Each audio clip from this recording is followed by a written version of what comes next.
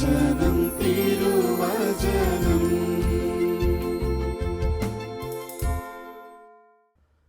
ഈശോ മിശിഹായ്ക്ക് സ്തുതിയായിരിക്കട്ടെ. പരിശുദ്ധ അമ്മയുടെ മാധ്യസ്ഥം നമുക്ക് ഒരുമിച്ച് പ്രാർത്ഥിക്കാം. ദൈവകൃപ നിറഞ്ഞ മറിയമേ സ്വസ്തി, കർത്താവ് അങ്ങയോട് കൂടെ സ്ത്രീകളിൽ അങ്ങ് അനുഗ്രഹിക്കപ്പെട്ടവളാകുന്നു. അങ്ങയുടെ ഉദരത്തിൻ്റെ ഫലമായി ഈശോ അനുഗ്രഹിക്കപ്പെട്ടവനാകുന്നു. പരിശുദ്ധ മറിയമേ തമ്പുരാൻ്റെ അമ്മേ, പാപികളായി ഞങ്ങൾക്ക് വേണ്ടി ഇപ്പോഴും ഞങ്ങളുടെ മരണസമയത്തും തമ്പുരാനോട് അപേക്ഷിച്ച് വരണമേ. പിതാവിനും പുത്രനും പരിശുദ്ധാത്മാവിനും സ്തുതി, അതിലെ പോലെ ഇപ്പോഴും എപ്പോഴും എന്നേക്കും. ആമേൻ. ഈശ്വരേറ്റം സ്നേഹമുള്ള സഹോദരരെ, ഒരിക്കൽ പൈശാചിക പീഡയുള്ള ഒരു വ്യക്തി പ്രാർത്ഥന തേടി എത്തിയൊരവസരത്തിൽ ഒരു നീക്ക് ഞങ്ങൾ പ്രാർത്ഥിച്ചു. ആ വ്യക്തി വന്നപ്പോഴുണ്ടായിരുന്ന അസ്വസ്ഥതയെല്ലാം മാറി ആൾ ശാന്തമായ വ്യക്തിയെ മറ്റൊന്ന് രണ്ട് പേരുടെ കമ്പനിയിൽ അങ്ങനെ പള്ളിമുറ്റത്ത് ആയിരിക്കാനായിട്ട് സ്വതന്ത്രമായിട്ട് വിട്ടിട്ട് ഞാൻ മറ്റു കാര്യങ്ങളിൽ ഇങ്ങനെ വ്യാപൃതനായി പള്ളിക്കലുണ്ട്. അങ്ങനെ ഇരിക്കുമ്പം പള്ളിയിൽ വൈകുന്നേരം കുർബാനയുണ്ട്. ആ കുർബാനയ്ക്ക് ഒരുക്കമായിട്ട് ദേവാലയ ശുശ്രൂഷി മൈക്കിലൂടെ ഭക്തിഗാനങ്ങൾ ഇങ്ങനെ വെക്കുകയാണ്.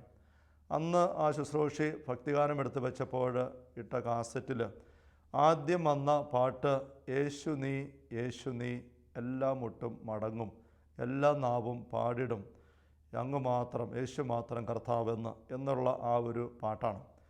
ആ പാട്ട് ഞാൻ ഇതുവരെ ശ്രദ്ധിച്ചിട്ടേ ഇല്ല, ഏത് കാസറ്റാണെന്നും എനിക്ക് അറിഞ്ഞുകൂടാ. പക്ഷെ ആ പാട്ട് ഇങ്ങനെ അന്തരീക്ഷത്തിൽ മുഴങ്ങി പാട്ട് കപ്പ്യാരിട്ടു, ശുശ്രൂഷ ഇട്ടു എന്നുള്ളതല്ലാതെ ഞാൻ വേറെ ശ്രദ്ധിച്ചൊന്നുമില്ല.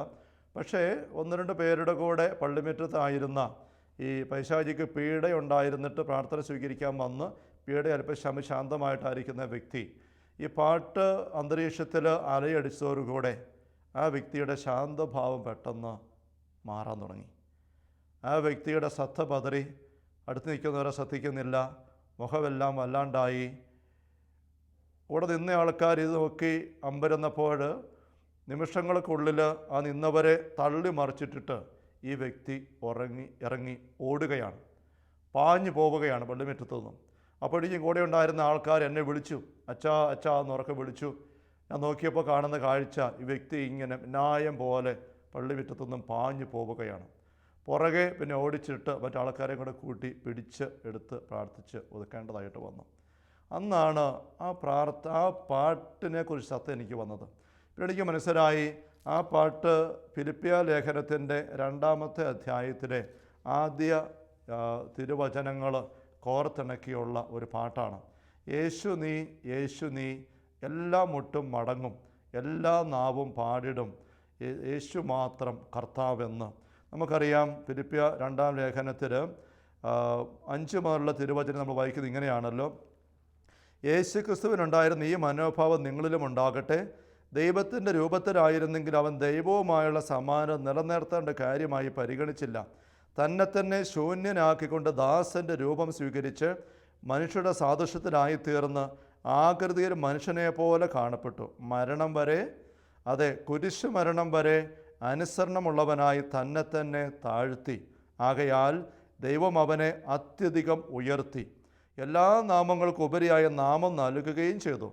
ഇത് യേശുവിൻ്റെ നാമത്തിന് മുമ്പിൽ സ്വർഗത്തിലും ഭൂമിയിലും പാതാളത്തിലുമുള്ള സകലരും മുട്ടുകളും മടക്കുന്നതിനും യേശുക്രിസ്തു കർത്താവാണെന്ന് പിതാവായ ദൈവത്തിൻ്റെ മഹത്വത്തിനായി എല്ലാ നാവുകളും ഏറ്റു പറയുന്നതിന് വേണ്ടിയിട്ടാണ്. അപ്പോൾ ദൈവമായിരുന്ന ഈശോ ദൈവത്തോടുള്ള സമ്മാനം നിലനിർത്തേണ്ട കാര്യമായി പരിഗണിക്കാതെ തന്നെ ശൂന്യനാക്കി മനുഷ്യനായി ദാസനായി അങ്ങനെ വന്നിട്ട് വീണ്ടും കുരിശുമരണത്തോളം തന്നെ അനുസരണയിൽ താഴ്ത്തി, പിതാവിനെ അനുസരിച്ചു കൊണ്ട്.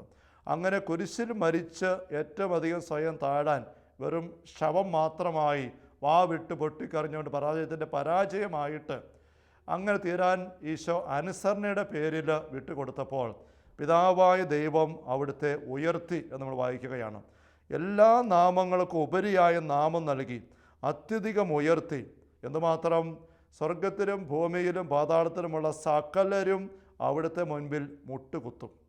സകല ശക്തികളും യേശുവിൻ്റെ നാമത്തിൽ മുമ്പിൽ മുട്ടുകുത്തുന്ന കരുത്തിലേക്ക് ഈശോ ഉയർന്നത് കുരിശിലൂടെയാണ്, കുരിശിലെ മരണത്തിലൂടെയാണ്. യോഹന്നാൻ്റെ സുവിശേഷത്തിൽ 12-ാമത്തെ അധ്യായത്തിൽ ഈശോ മനുഷ്യപുത്രൻ ഉയർത്തപ്പെടുന്നതിനെക്കുറിച്ച് പങ്കുവെക്കുന്ന വചനഭാഗമുണ്ടല്ലോ, 27 തിരുവചനങ്ങളിൽ. അതിൻ്റെ പശ്ചാത്തല സംഭവം, ഗ്രീക്കുകാരായ ഏതാനും പേര് ഈശോയുടെ പക്കൽ ഈശോയെ കാണാൻ അന്വേഷിച്ചുകൊണ്ട് വരുന്നു. ഫിലിപ്പോസും മറ്റും അത് കേട്ടിട്ട് ഈശോയുടെ പക്കൽ ചെന്ന് പറയുന്നത് ഗ്രീക്കുകാർ വന്നിട്ടുണ്ട്. അപ്പം അവരോർത്തു ഒത്തിരി ആൾക്കാർ ഫോറിനേഴ്സൊക്കെ വരുന്നുണ്ടല്ലോ, അപ്പോൾ തങ്ങളുടെ ഗുരു വലിയ ആളായി. പക്ഷേ ഈശോ പറയുകയാണ്, മനുഷ്യപുത്രൻ മഹത്വത്തിലേക്ക് വരുന്നു, ഇവർ വന്നുകൊണ്ടല്ല, മറിച്ച് മറ്റൊരു വഴിയിലൂടെയാണ്.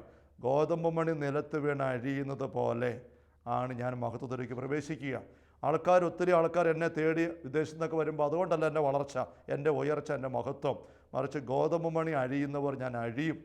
അങ്ങനെ പറഞ്ഞു കഴിയുമ്പോൾ 27-ാം വാക്യത്തിൽ ഈശോ പെട്ടെന്ന് തൻ്റെ മരണത്തിൻ്റെ ആ ഓർമ്മ അനുസ്മരിച്ചപ്പോൾ അതിൻ്റെ ഒരു സഹനത്തിൻ്റെ ഞെരുക്കമെടുക്കുകയാണ്. യോഹന്നാൻ സുവിശേഷം പങ്കുവെക്കുന്ന ഈശോയുടെ ഒരു ഗെത്സമേൻ അനുഭവത്തിൻ്റെ ഒരു മുൻ അനുഭവ രംഗമാണിത്. ഇപ്പോൾ എൻ്റെ ആത്മാവ് അസ്വസ്ഥമായിരിക്കുന്നു, ഞാൻ എന്തു പറയേണ്ടു പിതാവേ, ഈ മണിക്കൂർ എന്നെ രക്ഷിക്കണമേ എന്ന് പറഞ്ഞ് ഈശോ പ്രാർത്ഥിക്കുകയാണ്. ബൈബിൾ പണ്ഡിതന്മാർ പറയും, മറ്റു 3 സുവിശേഷകന്മാർ ഈശോയുടെ ഗെത്സമേൻ തോട്ടത്തിലെ പ്രാർത്ഥന അതേപടി വിവരിക്കുമ്പോൾ യോഹന്നാൻ അത് അങ്ങനെ പറയുന്നില്ല, ചോര വരുത്തുന്ന പ്രാർത്ഥന. അതിന് പകരം അതിന് മുമ്പ് തന്നെ ഈശോ നിരന്തരം ഉള്ളിൽ കൊണ്ടു നടന്നിരുന്ന ഈ അടുത്ത് തന്നെ ജെറുസലേം പൂർത്തിയാകേണ്ട കടന്നു പോകലിനെക്കുറിച്ച് താബോർ മലയിൽ ഏലിയായും മോശയുമായിട്ട് സംസാരിച്ച് ഒരുങ്ങി എന്ന് പറയുന്ന പോലെ ഈശോയുടെ ഉള്ളിൽ നിരന്തരം ഉണ്ടായിരുന്ന ഈ ചിന്ത, താൻ എങ്ങനെയാണ് മഹത്വത്തിലേക്ക് പ്രവേശിക്കുക. അത് ഓർമ്മിക്കുമ്പോഴൊക്കെ അദ്ദേഹത്തിൻ്റെ ഈശോയുടെ മനുഷ്യപ്രകൃതി ഞെരുങ്ങുന്നുണ്ട്. അതാ പറഞ്ഞു, ഞാൻ എന്ത് പറയണ്ടു, ഞാൻ അസ്വസ്ഥമായിരിക്കുന്ന എൻ്റെ ഉള്ളു, ഈ മണിക്കൂർ തന്നെ രക്ഷിക്കണേ, സാധിക്കുമെങ്കിൽ ഈ പാനപാത്രം ഒഴിവാക്കണേ എന്ന് പിന്നീട് ഈശോ പെസഹരാത്രി പറഞ്ഞതിൻ്റെ ഒരു മുൻ അനുഭവം തന്നെയാണിത്. പക്ഷെ അങ്ങനെ പറഞ്ഞു കഴിയുമ്പോഴേ ഈശോ കൂട്ടിച്ചേർക്കുകയാണ്, അല്ല, ഇതിനു വേണ്ടിയാണല്ലോ ഈ മണിക്കൂറിലേക്ക് ഞാൻ വന്നത്. പിതാവേ, അങ്ങയുടെ നാമത്തെ മഹത്വപ്പെടുത്തണമേ. ഗെത്സമേൻ തോട്ടത്തിലും 3 പ്രാവശ്യം പ്രാർത്ഥിക്കുമ്പോൾ ഈശോ പറഞ്ഞു, പിതാവേ, അങ്ങയുടെ ഹിതം നിറവേറ്റിയാൽ മതി, എൻ്റെ ഹിതം നിറവേറ്റണ്ട. അങ്ങനെ പറഞ്ഞ് ഈശോ ആ അനുസരണയുടെ വിട്ടുകൊടുക്കുക നടക്കുമ്പോൾ പെട്ടെന്ന് അവിടെ ഒരു ഇടിമുഴക്കമുണ്ടായി. ഉടനെ ആ സ്വരം ഇതാണ്, ഞാൻ മഹത്വപ്പെടുത്തിയിരിക്കുന്നു, ഇനിയും മഹത്വപ്പെടുത്തും. അപ്പോൾ ആൾക്കാർ പറഞ്ഞു, ഇടിമുഴക്കമുണ്ടായി.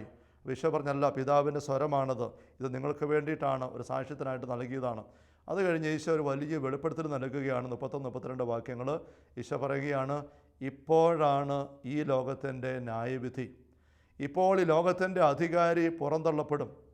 ഞാൻ ഭൂമിയിൽ നിന്ന് ഉയർത്തപ്പെടുമ്പോൾ എല്ലാ മനുഷ്യരെയും എന്നിലേക്ക് ആകർഷിക്കും. 31-ാം വാക്യം, അവനിത് പറഞ്ഞത് താൻ ഏതു വിധത്തിലുള്ള മരണമാണ് വരിക്കാൻ പോകുന്നത് എന്ന് സൂചിപ്പിക്കാനാണ്. കുരിശിൽ ഉയർത്തപ്പെടുന്നതാണ്. അപ്പോൾ കുരിശിൽ ഉയർത്തപ്പെട്ട് ഈശോ മരണം വരിക്കുമ്പോൾ എന്താണ് സംഭവിക്കുക? ഈശോ പറയുകയാണ്, ഞാൻ കുരിശിൽ ഉയർത്തപ്പെടുമ്പോൾ മറ്റൊരു വലിയ കാര്യം സംഭവിക്കും. എന്താണത്? ഈ ലോകത്തിൻ്റെ അധികാരി പുറം തള്ളപ്പെടും, ബഹിഷ്കരിക്കപ്പെടും. എന്നുവെച്ചാൽ എന്താ അർത്ഥം? അവനെ ഈ ലോകം മുഴുവനിൽ നിന്നും പിശാചിനെ പുറത്താക്കും. ഈ ലോകത്തിൻ്റെ അധികാരി, നമുക്കറിയാം, ഈശോ മറ്റവസരങ്ങളും പറയുന്നുണ്ട്. അന്ത്യത്താഴ വേളയിൽ ഈശോ ആയിരിക്കുമ്പോൾ ഈശോ പറയുന്നുണ്ട്, ഈ ലോകത്തിൻ്റെ അധികാരി വരുന്നു. യോഹന്നാൻ 14:30 വാക്യം, നിങ്ങളോട് ഞാൻ ഇനിയും അധികം സംസാരിക്കുകയില്ല, കാരണം ഈ ലോകത്തിൻ്റെ അധികാരി വരുന്നു, എങ്കിൽ അവൻ എൻ്റെ മേൽ അധികാരമില്ല. അപ്പോൾ അത് പിശാചിനെക്കുറിച്ച് ഈശോ പറയുന്നു, ഈ ലോകത്തിൻ്റെ അധികാരി. ഈ അധികാരി പുറന്തള്ളപ്പെടും. ഇതേക്കുറിച്ച് വിശുദ്ധ പിതാക്കന്മാർ പറയുന്നത്, ഇത് യോഹന്നാൻ സുവിശേഷം അവതരിപ്പിക്കുന്ന വലിയൊരു ഭൂതോച്ചാടനമാണ്, ബഹിഷ്കരണ നിമിഷമാണ്, കോസ്മിക് എക്സോർസിസം എന്ന ഇതേക്കുറിച്ച് പണ്ഡിതന്മാർ ചൂണ്ടിക്കാണിക്കുന്നത്. ഈ പ്രപഞ്ചം മുഴുവൻ്റെ മേലും പിശാചിനൊരു ആധിപത്യം കയറി കിടപ്പുണ്ട്, ആദ്യത്തെ പാവം വഴിയായിട്ട്. സകല മനുഷ്യരുടെ മേലും മാത്രമല്ല, ഈ പ്രപഞ്ചം മുഴുവനിലും മേലും. അങ്ങനെയുള്ള പിശാചിൻ്റെ അവകാശത്തെയും ആധിപത്യത്തെയും പിടുത്തത്തെയും മുഴുവനും ഊരിക്കളയുന്ന, വിടുവിച്ച് കളയുന്ന, വേര് പിഴുത് എറിഞ്ഞു കളയുന്ന നിമിഷമായിട്ട് തൻ്റെ കുരിശുമരണം മാറാൻ പോവുകയാണ്. അതാണ് ഈശോ പറയുന്നത്, ഇപ്പോഴാണ് തൻ്റെ കുരിശുമരണത്തിൻ്റെ നിമിഷം, ഇപ്പോഴാണ് ഈ ലോകത്തിൻ്റെ ന്യായവിധി. ഇപ്പോൾ ലോകത്തിൻ്റെ അധികാരി പുറന്തള്ളപ്പെടും. ഞാൻ ഭൂമിയിൽ നിന്ന് ഉയർത്തപ്പെടുമ്പോൾ എല്ലാ മനുഷ്യരെയും എന്നിലേക്ക് ആകർഷിക്കും. എല്ലാ മനുഷ്യരും എൻ്റെ പക്കലേക്ക് വരും. കുരിശിൽ ഉയർത്തപ്പെട്ട അവസ്ഥയിൽ ക്രൂശിതനെ നോക്കി നിൽക്കും. അങ്ങനെ എന്നെ നോക്കി നിൽക്കുന്നവർ എൻ്റെ കരുണ സ്വീകരിക്കും. എൻ്റെ കരുണ സ്വീകരിക്കുന്ന വ്യക്തികളുടെ മേലുള്ള പൈശാചിക പിടുത്തങ്ങൾ ഊരിപ്പോകും. ഫൗസ്റ്റീനയുടെ ഡയറിയിൽ കരുണയെക്കുറിച്ചുള്ള പ്രഭാഷണം കേൾക്കുന്ന ആൾക്കാരുടെ ഹൃദയങ്ങളിലുണ്ടായിരുന്ന പിശാചുക്കളെല്ലാം ഇറങ്ങിപ്പോകുന്ന ദർശനം പൗശനെ കണ്ട് രേഖപ്പെടുത്തിയിരിക്കുന്നത് നമ്മൾ കഴിഞ്ഞ ഒരു സെഷനിൽ പങ്കുവച്ചത് ഓർമ്മിക്കുന്നുണ്ടാവും. കരുണയുടെ വെളിച്ചം കടന്നു വരുമ്പോൾ പാപങ്ങൾ ഈശോയ്ക്ക് ഏൽപ്പിച്ചു കൊടുക്കാനുള്ള പ്രത്യാശ ആൾക്കാർ വന്നു കഴിയുമ്പം നിരാശയുടെയും അബദ്ധ ചിന്തകളുടെയും നുണകളുടെയും ഇരുട്ട് മാറിക്കഴിയുമ്പം അത് മുതലാക്കി പ്രവർത്തിച്ചിരുന്ന തിന്മയുടെ സാന്നിധ്യങ്ങൾ വിട്ടുപോകാനിട വരികയാണ്.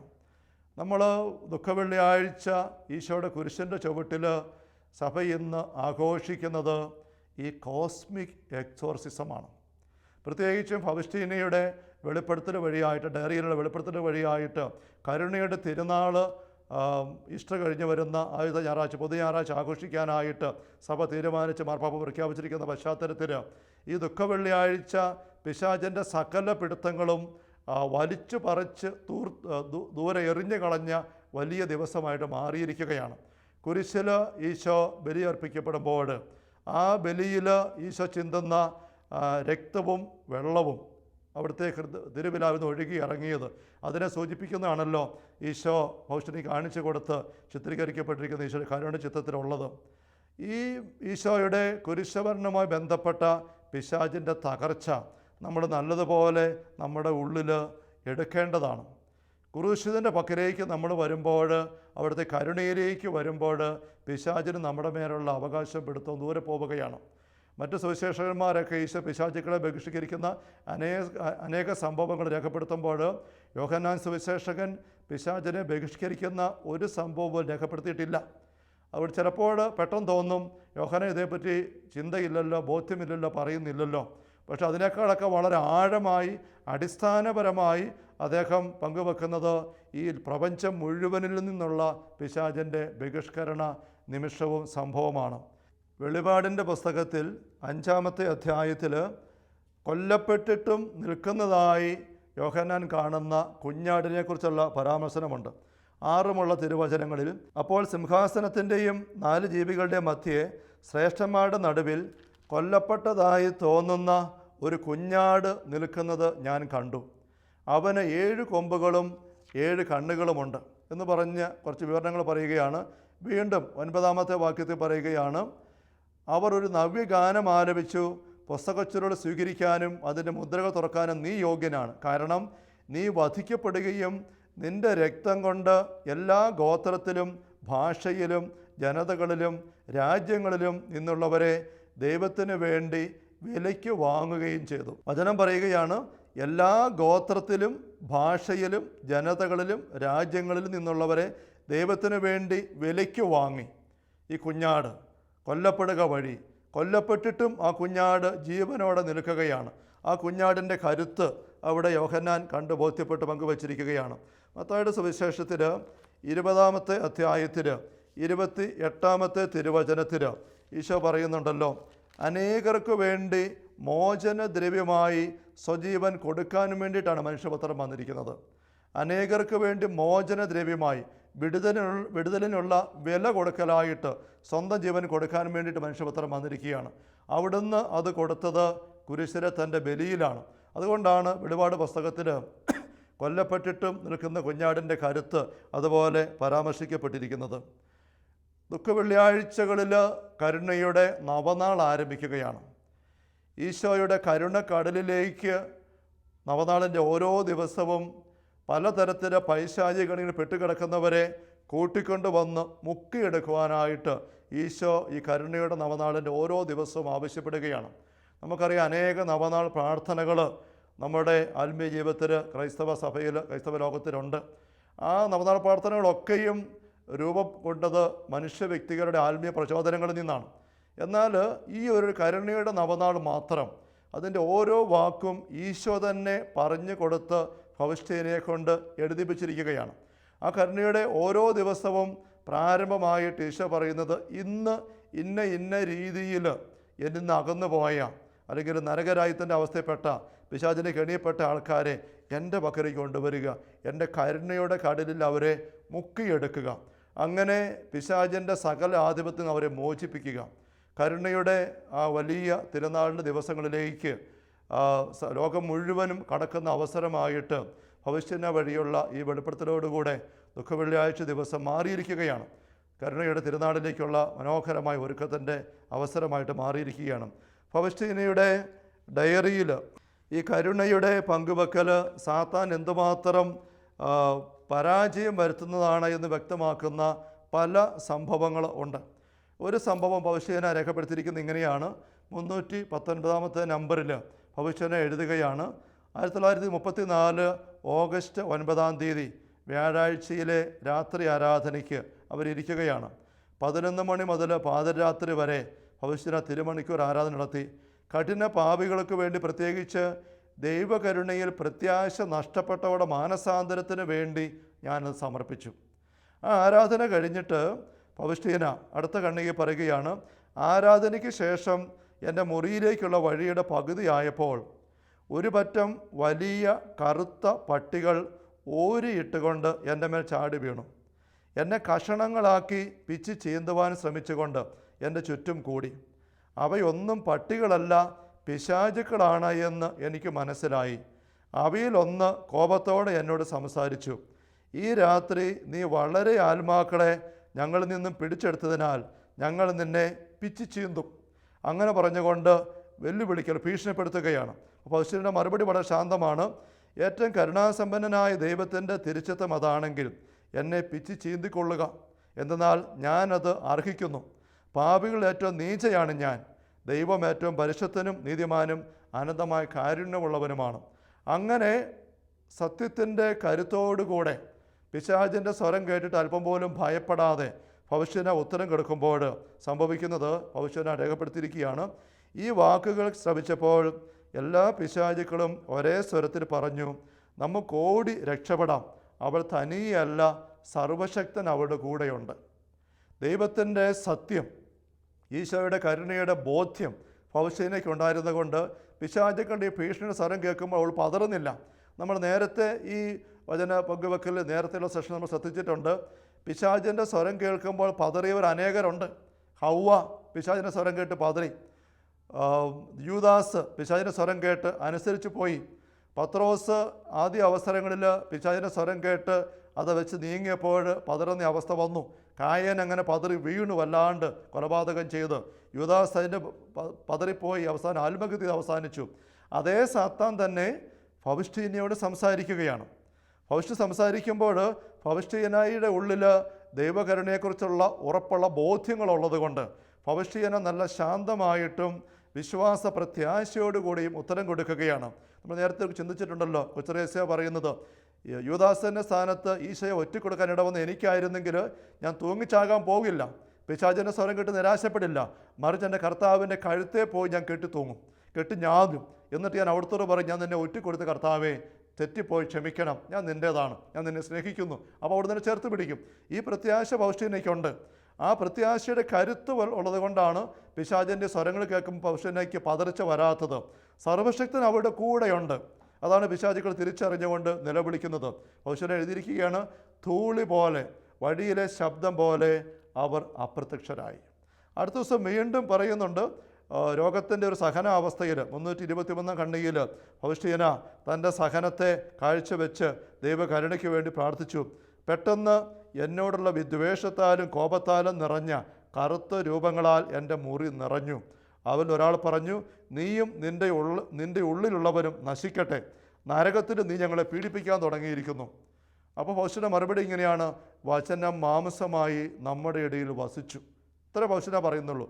ഈ വാക്കുകൾ ഞാൻ ഉച്ചരിച്ച മാത്രയിൽ ഈ രൂപങ്ങൾ ഒരു മുഴക്കത്തോടെ അപ്രത്യക്ഷമായി.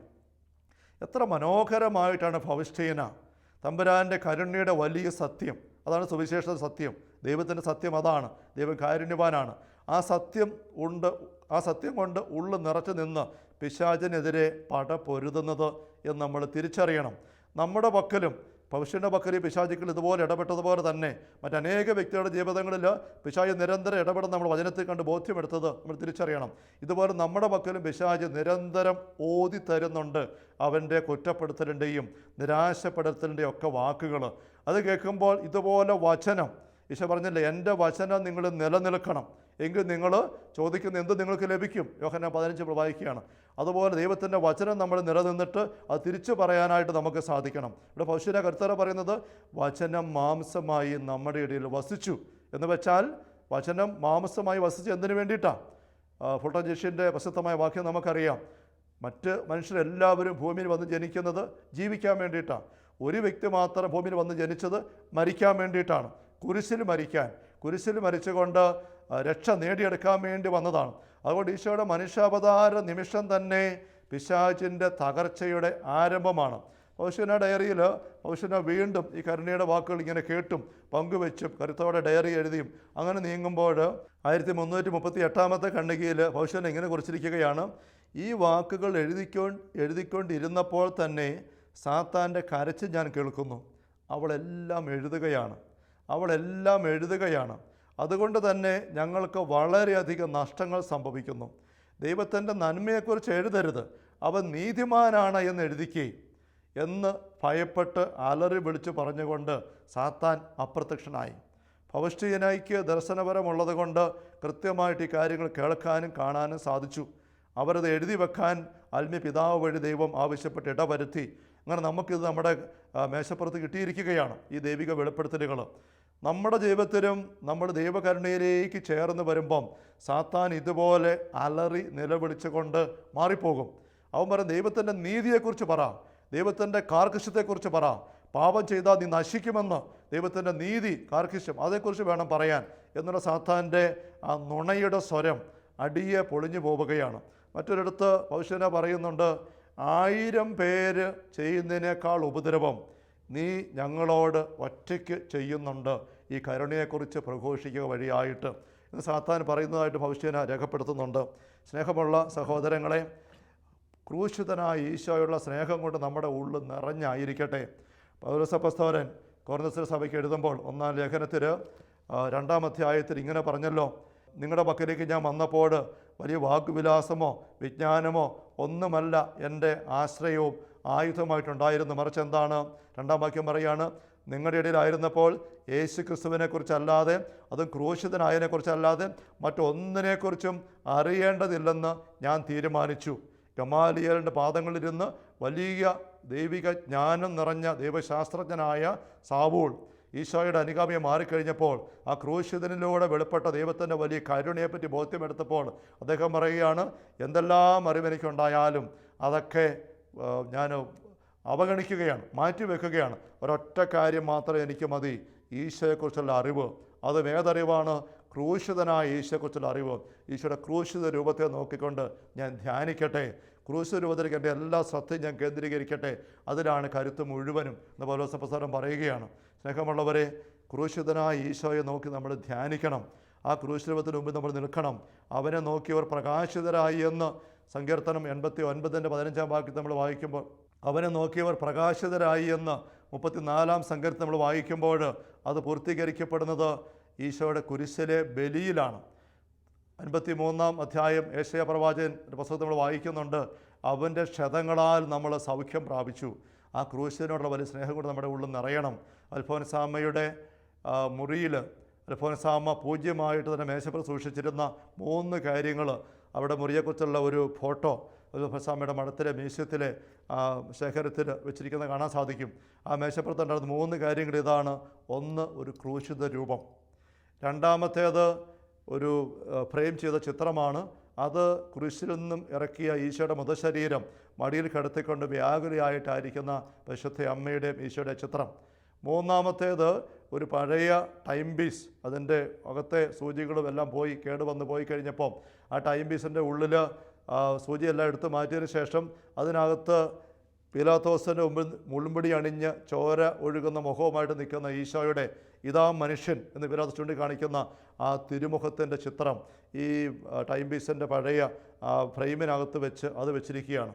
അപ്പോൾ അൽഫോൻസാമ്മയുടെ മുറിയിൽ അൽഫോൻസാമ്മയ്ക്ക് കരുത്ത് പകർന്നു കൊടുത്തുകൊണ്ട് അൽഫോൻസാമ്മ സൂക്ഷിച്ചിരുന്ന 3 കാര്യങ്ങൾ ഇതാണ്: ക്രൂശിത രൂപം, ഈശോയുടെ മൃതശരീരം വഹിച്ചുകൊണ്ട് നിർമ്മിക്കുന്ന വ്യാകുലയായ അമ്മ, ഈശോയുടെ തിരുമുഖം. അത് നോക്കി ധ്യാനിച്ചാണ് നമ്മുടെ സഹോദരി അൽഫോൻസ വലിയ വിശുദ്ധയായിട്ട് മാറിയത്. അസിസി പുണ്യവാനും ക്രൂശിതനായ ഈശോയുടെ മുമ്പിലാണ് ഏറ്റവും അധികം സമയം ചെലവഴിച്ചിരുന്നത്. ആ ക്രൂശുരത്തെ നോക്കിക്കൊണ്ട് അസീസി വാവിട്ട് കാറുമായിരുന്നു. ഒരു രാത്രിയിൽ അസീസിയുടെ മുറിയിൽ നിന്നും വലിയ നിലവിളി കേട്ട് ശിഷ്യന്മാർ ഓടിച്ചെന്നു കതക് വിട്ട് തുറന്നു എന്തെങ്കിലും അപകടം പണിഞ്ഞെന്ന് ഓർത്തുകൊണ്ട് കരച്ചിലുമ്പോൾ അവർ കാണുന്ന കാഴ്ച ഒരു ക്രൂശ് രൂപത്തിൻ്റെ മുമ്പിൽ വാവിട്ട് കരഞ്ഞുകൊണ്ട് കരങ്ങൾ വിരിച്ചു പിടിച്ചുകൊണ്ട് അസീസി കരയുകയാണ്, വിലപിക്കുകയാണ്. എത്രയോ വലിയ സ്നേഹം ദൈവം നമ്മോട് കാണിച്ചു. ഈ സ്നേഹത്തെ ആരും സ്നേഹിക്കുന്നില്ല. അങ്ങനെ സ്നേഹിച്ചപ്പോൾ അസീസിയുടെ ജീവിതത്തിലേക്ക് ദൈവം വലിയ കൃപ കൊടുത്തു. 5 ശതങ്ങൾ അദ്ദേഹം ഒരിക്കൽ പ്രാർത്ഥിച്ച്, ഈശോയെ കുരിശിൽ കിടക്കുമ്പോൾ അങ്ങ് അനുഭവിച്ചതായ പീഡ ഉണ്ടല്ലോ, ആ പീഡ മുഴുവനും ഈ ഭൂമിയിൽ ഞാൻ പോകുന്നതിന് മുമ്പ് ഒരിക്കലെങ്കിലും ഒന്ന് അനുഭവിക്കാൻ എനിക്കൊരു അവസരം തരണേ. അങ്ങനെ അദ്ദേഹം യാചിച്ച് ചോദിച്ചു, ഈശോ അത് കൊടുക്കുകയും ചെയ്തു. സ്നേഹമുള്ളവരെ, ഇങ്ങനെ ഒരു സ്നേഹം നമുക്ക് ഈശോയോടുണ്ടോ? ക്രൂശിതനോടുണ്ടോ? കുരിശിൽ ഞാൻ ഉയർത്തപ്പെടുമ്പോൾ ഈ ലോകത്തിൻ്റെ അധികാരി പുറന്തള്ളപ്പെടും. യോഹന്നാൻ എഴുതി, ഇത് കോസ്മിക് എക്സോസിസമാണ്. ഈ പ്രപഞ്ചം മുഴുവനിൽ നിന്നും സകല പൈശാചിക പിടുത്തങ്ങളും അവകാശങ്ങളും വേര് പിഴുത് അല്ലെങ്കിൽ പിടിവിട്ട് ദൂരേക്ക് വലിച്ചെറിയപ്പെടുന്ന വലിയ ബഹിഷ്കരണ നിമിഷം. അതാണ് കുരിശിലെ ഈശോയുടെ ബലിയിൽ മരണത്തിൽ സംഭവിച്ചത്. ആ കുരിശിൻ്റെ ചുവട്ട് സ്നേഹമുള്ളവരെ, ദുഃഖ വെള്ളിയാഴ്ചകൾ മാത്രമല്ല, ഓരോ ദിവസവും നമുക്ക് ചേർന്ന് നിൽക്കണം. ദുഃഖ വെള്ളിയാഴ്ച ആരംഭിക്കുന്ന 9 ദിവസം മാത്രമല്ല കരുണയുടെ നവനാൾ നമ്മൾ ചൊല്ലേണ്ടത്. നമുക്ക് നിരന്തരം കരുണയുടെ നവനാൾ ചൊല്ലിക്കൊണ്ട് ഈശോയുടെ ഈ പരിഹാര ബലിയിലൂടെ തുറക്കപ്പെട്ട കരുണക്കടലിലേക്ക് നമുക്ക് വരാം. അപ്പോൾ നമുക്ക് ചുറ്റുമുള്ള അവകാശം സകല പൈശാശക്തികളും ആളറി കലഞ്ഞുകൊണ്ട് നിലവിളിച്ചുകൊണ്ട് നിരാശപ്പെട്ട് വിട്ടുപോകാൻ ഇടവരും. ഭവിഷ്യത്തേക്ക് ഈശോ കാണിച്ചു കൊടുത്തതുപോലെ നമുക്കൊരു നിമിഷം തിരുസന്നിധിയിൽ പ്രാർത്ഥനാപൂർവ്വം ഈശോയെക്കുറിച്ചുള്ള ചുവട്ടിൽ നമ്മുടെ ഉള്ളങ്ങളെ ചേർക്കാം.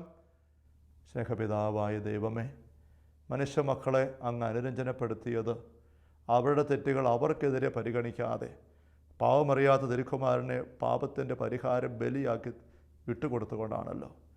ആ കുരിശിൻ്റെ ചുവട്ടിലേക്ക് ഞങ്ങൾ ചേർന്ന് നിൽക്കട്ടെ. പിതാവായ ദൈവമേ, ഞങ്ങൾ അങ്ങേക്ക് നന്ദി പറയുന്നു.